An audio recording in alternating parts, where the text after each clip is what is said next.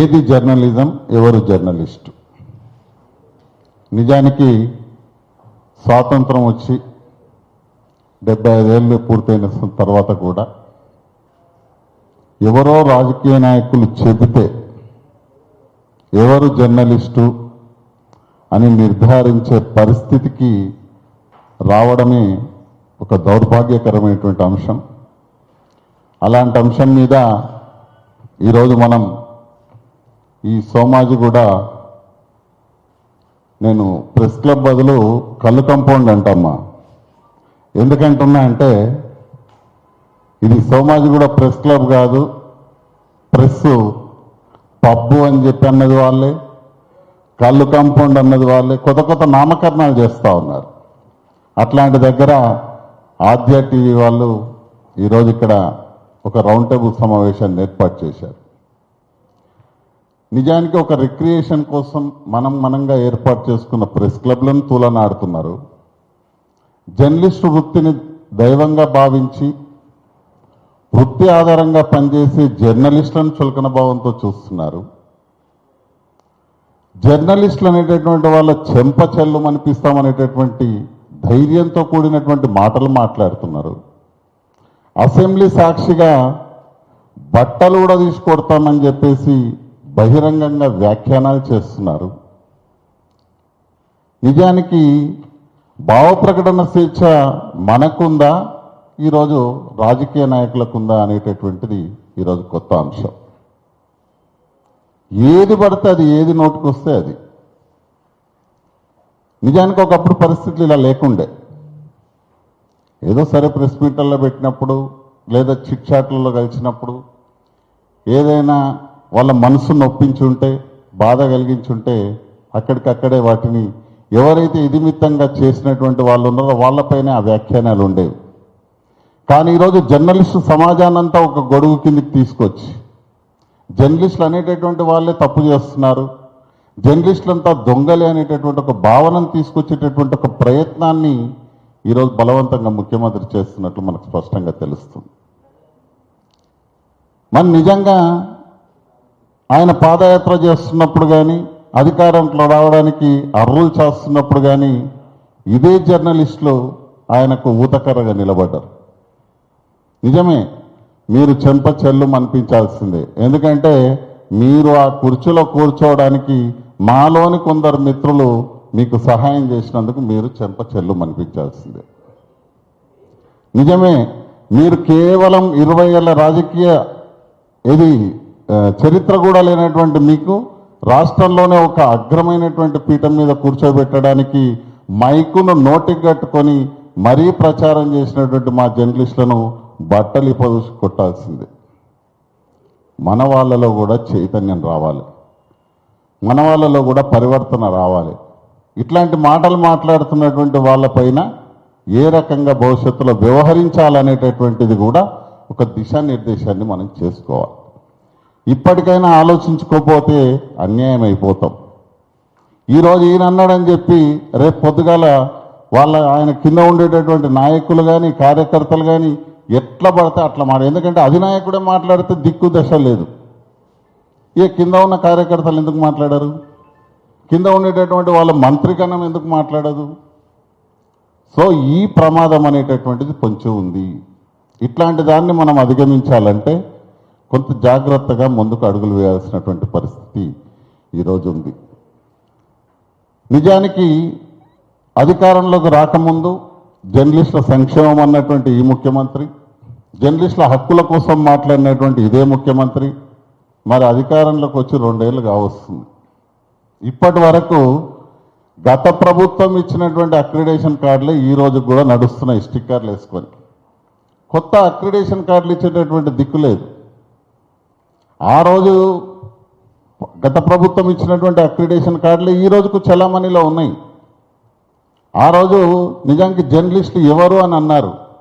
ఒక 239 జీవో ఉంది, ఆ జీవో ఆధారంగానే జర్నలిస్టులను నిర్ణయిస్తారు. ఆ జీవో కంటే ఒక కమిటీ ఉంటుంది, ఆ కమిటీ నిర్ణయిస్తుంది. జర్నలిస్టులను నిర్ణయించడానికి మీరెవరు? రాజకీయ నాయకులు. మీ పని మీకు మస్తుంది కదా చేయాల్సింది. ఏదో 6 గ్యారంటీలను ఇచ్చారు, ముందు ప్రజలకు ఫుల్ఫిల్ చేయండి. అనేక రకాలైనటువంటి హామీలు 420 హామీలు ఇచ్చినారు. వాటిపైన దృష్టిని కేంద్రీకరించండి. మీకు ఈ కొత్త సమస్య, కొత్త బాధ్యత ఎందుకు? జర్నలిస్టులుగా నిర్ణయించడానికి మీరెవరు? ఆ జర్నలిస్టులను నిర్ణయించేటటువంటి ప్రక్రియకు మాకంటూ గతంలో ఒక జీవో ఉండే, ఇప్పుడు కూడా ఒక కమిటీ వేసుకున్నాం. ఆ కమిటీ ఒక రిపోర్ట్ ఇచ్చింది, మీ దగ్గరనే పెండింగ్ ఉంది. ఇప్పటి వరకు అక్రిడేషన్ కార్డులు ఇవ్వడానికి ఆ కమిటీ నివేదికను బయట పెట్టారు. వీళ్ళ లోపల ఒక ఆలోచన ఉందంట, మనకు ముందే తెలుస్తూ ఉంది మిత్రులారా. జర్నలిస్టులు అనేటటువంటి వాళ్ళని విభజించాలి అనేటటువంటి ఒక కుట్ర ఈ ప్రభుత్వానికి ఉన్నట్టు తెలుస్తూ ఉంది. రంగురంగుల అక్రిడేషన్ కార్డులు ఇవ్వాలి అనేటటువంటి ఒక కుట్రకు ఈ ప్రభుత్వం తెరలేపబోతున్నట్టు సమాచారం వస్తూ ఉంది. అంటే జర్నలిస్టుల్లో ఒక విభజన తీసుకురావాలి, ఈ విభజన తీసుకురావడం ద్వారా కొంత లాభపడాలనేటటువంటి ఒక ధోరణితోనే 2 ఏళ్ల కాలయాపన చేసుకుంటూ ముందుకు పోతున్నటువంటి పరిస్థితి మనకు సమాచారం రూపంలో వస్తూ ఉంది. అట్లాంటి పరిస్థితి వస్తే సైన్సు చూసుకునేటటువంటి పరిస్థితి ఏం లేదు. డెఫినెట్గా Telangana union of working journalist పక్షాన ఖచ్చితంగా మా జర్నలిస్టుల మధ్యన ఏదైనా చిచ్చు పెట్టాలని ప్రయత్నం చేస్తే 100% ఒక ఉద్యమ నేపథ్యం కలిగిన సంఘంగా రోడ్ల మీద కూర్చొని బైఠాయించి ఎవరిని తిరగనించే పరిస్థితి ఉండదు అనేటటువంటి విషయాన్ని కూడా మరొకసారి తెలియజేసుకుంటూ, ఒకటి ఇట్లాంటి వ్యాఖ్యలు చేయడం అనేటటువంటి విషయంలోనే మళ్ళీ మీరు ఆలోచన చేసుకోవాలి. ఎటు పడితే అటు జర్నలిస్టులు ఏమన్నారు కదా, జర్నలిస్ట్ సంఘాలు ఏమనవు కదా అనేటటువంటి దాంట్లో ఉంటే మాత్రం మేము కూడా చూస్తూ ఊరుకునేటటువంటి పరిస్థితి ఏం లేదు. మీరు ఖచ్చితంగా యాజమాన్యాలతోనేమో దోస్తీగా ఉంటారు, యాజమాన్యాల యొక్క యజమానులతోనో దోస్తీగా ఉంటారు. జర్నలిస్టుల విషయానికి వచ్చేసరికి ఈ రకమైనటువంటి మాటలు మాట్లాడి ఒక చులకన భావాన్ని తీసుకొచ్చేటటువంటి పరిస్థితిని మీరు ఈరోజు ఏదైతే తీసుకొస్తున్నారో, ఈ ప్రెస్ క్లబ్లోనేమో కళ్ళు కంపౌండ్లు అంటారు, జర్నలిస్టులనేమో ఇష్టం వచ్చినట్టు నాటుతారు. ఇట్లాంటి వైఖరి అనేటటువంటిది కరెక్ట్ కాదు అని చెప్పి తెలియజేస్తూ, గతంలో మీరు సంక్షేమం గురించి మాట్లాడినారు.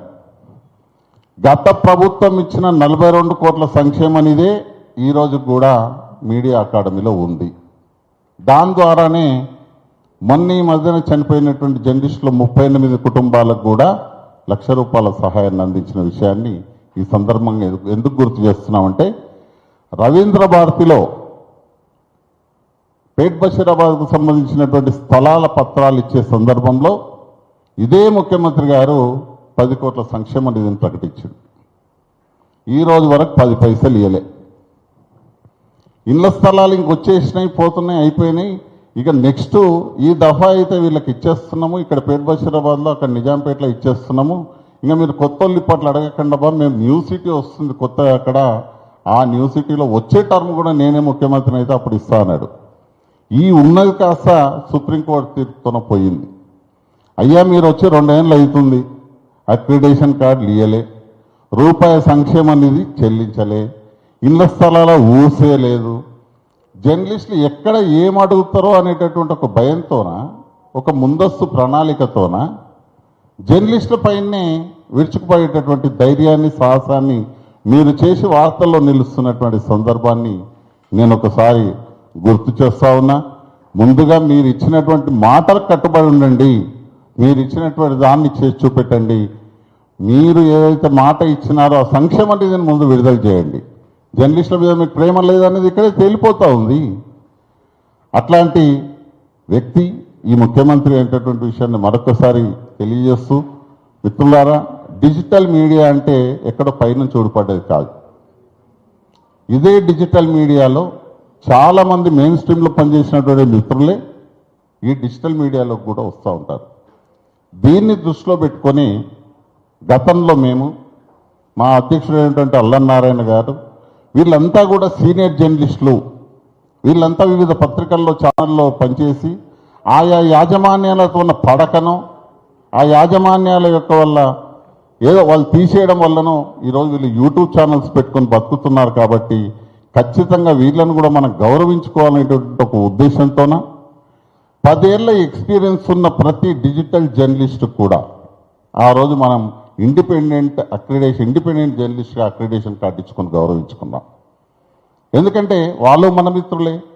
ఖచ్చితంగా వాళ్ళు ఈరోజు మెయిన్ స్ట్రీమ్లో ఒక 10 ఏళ్ళు పనిచేసి ఉంటారు. ఆ తర్వాత ఆ యాజమాన్యానికి అంటే ఎట్లా ఉంటుంది మన ఉద్యోగాలు అంటే, మనకు వాని మీద కోపం వచ్చినా మనమే మానుకోవాలి, వానికి మన మీద కోపం వచ్చినా మనమే మానుకోవాలి. అట్లాంటి పరిస్థితుల మధ్యన ఇప్పుడు మన కొమ్మినేని గారు అన్నట్టు గతంలో ఉద్యోగం పోతే ఎట్లా బతకాలో అనేది ఉండే, కానీ ఈరోజు ఆ పరిస్థితి లేదు. ఎందుకంటే ఉద్యోగం పైన నేను బయటకు వచ్చి ఒక ఛానల్ పెట్టుకుంటా, నా వృత్తిని నేను మళ్ళీ అదే వృత్తిని కొనసాగించుకుంటా అనేటటువంటి భరోసా వచ్చినటువంటి నేపథ్యంలో వీళ్ళను కూడా గుర్తించాలి, వీళ్ళకు ఒక అక్రిడేషన్ కార్డులు ఇవ్వాలి అని చెప్పి ఈరోజు దేశంలో ఎక్కడా లేని విధంగా, ఎక్కడా ఇవ్వని విధంగా 23,000 అక్రిడేషన్ కార్డులను తెలంగాణ రాష్ట్రంలో ఇచ్చి మన తెలంగాణ జర్నలిస్టులను గౌరవించుకున్నాం. నిజానికి ఎక్కడ లేవు ఇది. తమిళనాడులో పోతే 3,000 అక్రిడేషన్ కార్డులు ఉంటాయి, గుజరాత్లో పోతే 1000 అక్రిడేషన్ కార్డులు ఉంటాయి, పక్కనే ఉన్న ఆంధ్రప్రదేశ్లో 16,000 అక్రిడేషన్ కార్డులు ఉంటాయి. కానీ తెలంగాణలో తెలంగాణ రాష్ట్రం కోసం ఉద్యమించినటువంటి జర్నలిస్టులుగా మనకంటూ ఒక గౌరవం ఉండాలని ఒక మంచి లక్ష్యంతోన మనం ఒక రకంగా ఇచ్చుకుంటూ పోతుంటే ఇప్పుడు వచ్చిన ముఖ్యమంత్రికి ఎందుకు కంటగింపుగా ఉందో మరి అర్థం కావట్లేదు. దీనిలో బాగా కత్తెరేయాలని, దీనిలో బాగా కోత పెట్టాలని, అసలు జర్నలిస్టులు అనేటటువంటి వాళ్ళ మధ్య విభజన రేఖ గీయాలని ఈయన చాలా అంటే ఉవ్విళ్ళూరుతున్నట్టు మనకు తెలుస్తూ ఉంది. తప్పనిసరిగా అర్హులైన జర్నలిస్టుల విషయంలో కోత పెడితే తప్పనిసరిగా 101% ఏదైతే ఉందో మేము ఖచ్చితంగా మళ్ళీ రోడ్ల మీదకి వచ్చి కూర్చొని 100% ఆ చర్యను వ్యతిరేకిస్తామనేటటువంటి విషయాన్ని కూడా నేను తెలియజేస్తూ, ఇక బండి మీద ప్రెస్ అనే స్టిక్కర్స్ ఉంటే తక్షణమే దాన్ని రిమూవ్ చేయాలని ఇప్పుడే ఒక ఆర్డర్ ఇస్తున్నారంట. ఎక్కడ అన్యాయం అయ్యేది? ప్రెస్ అంటే ఫ్రీడమ్ ఆఫ్ ప్రెస్ మనకు రాజ్యాంగం కల్పించినటువంటి హక్కు. ఆర్టికల్ 19A ప్రకారం, 19(1)A ప్రకారం ఒక పక్క రాజ్యాంగం, మీ అధినాయకుడు రాహుల్ గాంధీ చేతిలో పుస్తకం పట్టుకొని తిరుగుతూ ఉంటారు, రాజ్యాంగం పుస్తకం. అదే రాజ్యాంగంలో ఉంటుంది కదా భావ ప్రకటన స్వేచ్ఛ, ఫ్రీడమ్ ఆఫ్ ప్రెస్ అనేది. అట్లాంటి ప్రెస్ అని పెట్టుకుంటే అది లేదంటే 700 రూపాయల చలానా విధిస్తున్నారంట. ఇది ఒక వ్యక్తి ఇప్పుడే మనకు పంపించున్నాడు. అంటే 700 రూపాయలు ఇకపై మనం ప్రెస్తున్న బండ్లన్నీ కూడా రోడ్డు మీదకి పోతే 700 రూపాయలు పెనాలు కట్టాలి. అంటే ఈయన ఇంకా ఇట్లాంటివి ఎన్ని నిర్ణయాలు తీసుకుంటాడో, ఇట్లాంటివి ఈ తరహా నిర్ణయాలు తీసుకొని ప్రెస్ అంటే జర్నలిస్టులను భయపెట్టేటటువంటి ధోరణి అని ఏదైతే ఉందో ఆ ధోరణి ఎంత మాత్రం కరెక్ట్ కాదు. తప్పనిసరిగా ఈ రౌండ్ టేబుల్ కాన్ఫరెన్స్ ద్వారా కొన్ని నిర్ణయాలు, కొన్ని తీర్మానాలు అయితే చేసి మనం ఈరోజు ఒకటి పంపించాల్సింది ప్రభుత్వానికి ఒక హెచ్చరిక రూపంలో. అయ్యా ముఖ్యమంత్రి గారు, జర్నలిస్టుల విషయంలో కానీ జర్నలిస్టు సమాజాన్ని కించపరిచే విధంగా వ్యాఖ్యలు చేస్తే సహించేది లేదు అనేటటువంటి విషయాన్ని మరొకసారి మనం స్పష్టం చేస్తూ ముందుకెళ్లాల్సినటువంటి అవసరం, ఆవశ్యకత ఉన్నాయని నేను భావిస్తూ ఆ వ్యాఖ్యలను వెంటనే ఆయన ఉపసంహరించుకోవాలని, లేని పక్షంలో ఇదే తరహా తను ముందుకెళ్తే తప్పనిసరిగా మన జర్నలిస్టు మిత్రులు కూడా ఇదే సోషల్ మీడియాను వేదికగా చేసుకొని దీనిపైన తీవ్ర స్థాయిలో ప్రతిఘటించాల్సినటువంటి అవసరం ఉందని చెప్పి మరొకసారి తెలియజేస్తూ ఈ రౌండ్ టేబుల్ సమావేశం పెట్టినందుకు ఆద్య వాళ్లకు శుభాకాంక్షలు, ధన్యవాదాలు తెలియజేస్తా ఉన్నాను. థ్యాంక్ యూ మారుతి సాగర్ గారు.